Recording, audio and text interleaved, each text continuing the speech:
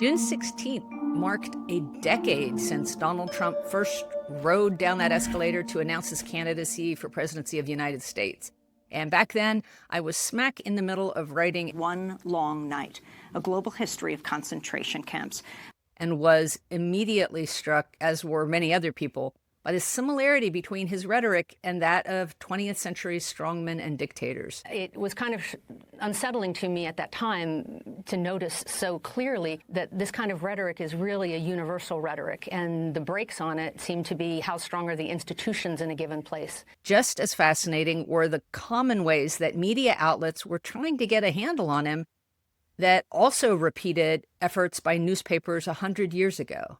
I began to post links to historical newspaper articles back then. There were many of them, including one by Joseph Chaplin, who wrote in pages of the New York Times 3 years before Hitler came to power. Apparently, it matters little to his followers what he says. Their chief concern seems to be how he says it.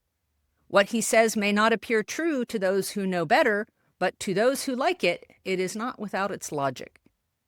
Journalist Miriam Beard noted that Hitler was drawing comparisons to Machiavelli, but she noted that others might be more inclined to mutter Barnum und Bailey. Under the subhead, A Mellowing Viewpoint in the Times in 1932, this passage appeared. It is beyond doubt that as the party is moving toward power, the sharp edges of many of its views are becoming blunt.